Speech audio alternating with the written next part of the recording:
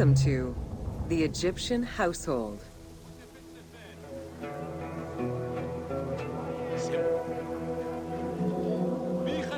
In pre-Greco-Roman culture, women were considered equal to men in many matters. They owned property, testified in court, could divorce and inherit. Until the Greeks and Romans restricted their rights, Egyptian women could take over their deceased husband's trade. Marriage contracts included mentions of allowances and items of value brought to the marriage by the woman, which would forever belong to her.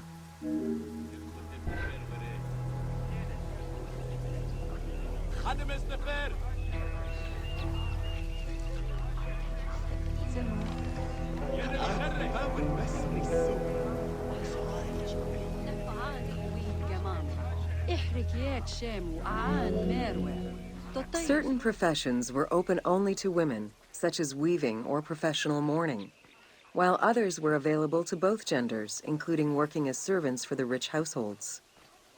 Social status did have an impact, though. The higher in status, the easier it was to obtain education and access different professions.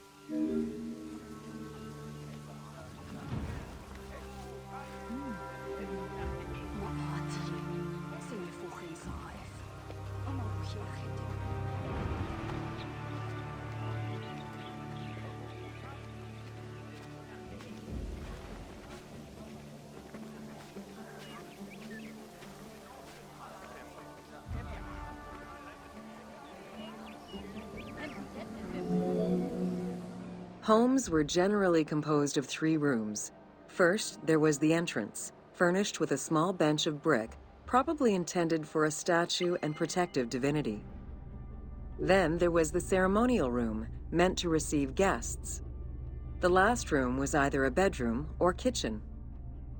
Furniture consisted of basic chairs, chests, and storage. Tables were not used for family dinners. Instead, each individual had a small table of their own.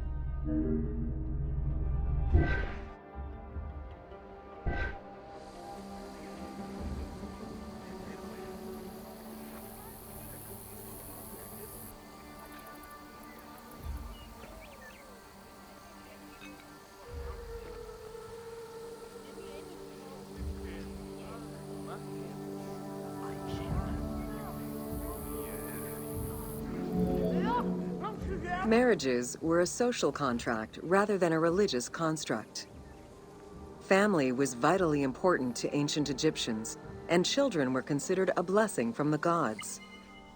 The father, mother, and their children were the nucleus of the family, and cohabitation sometimes extended to mothers-in-law, sisters, aunts, and sisters-in-law.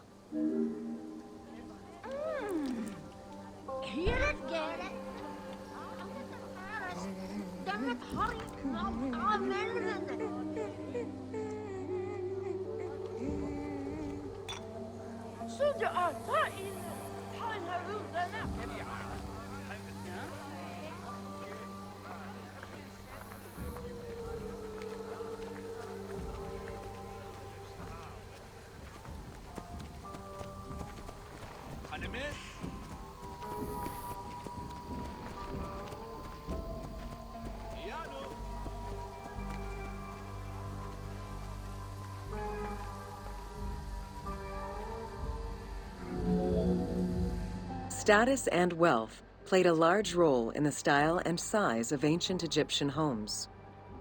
Commoners' houses were built with sun-baked mud bricks. Wealthier homes were often painted in white and decorated with various motifs.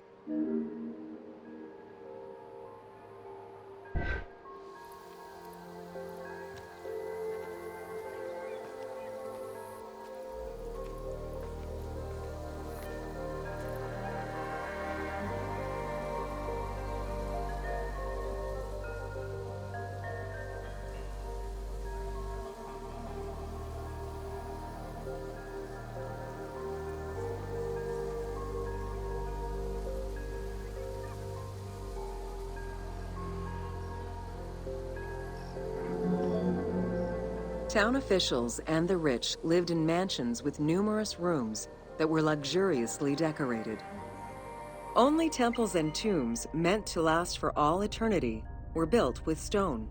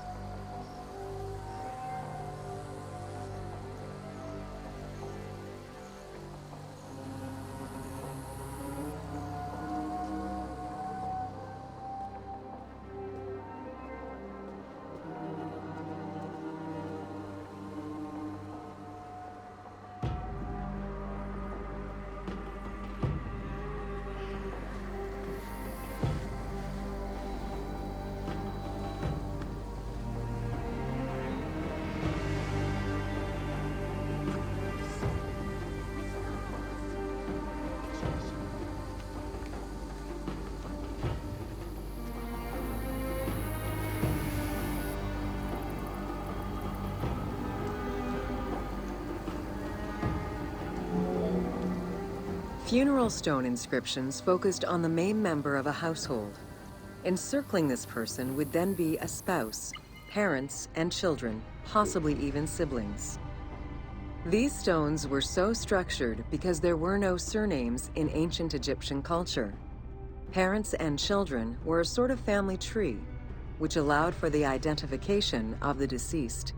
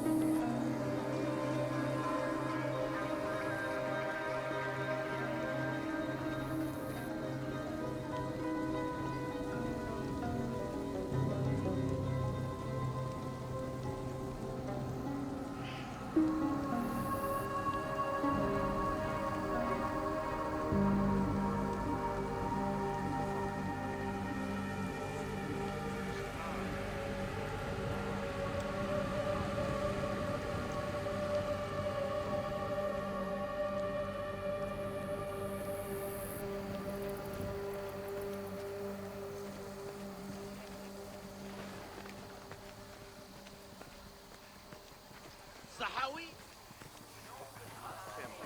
Merchant. We am Potter.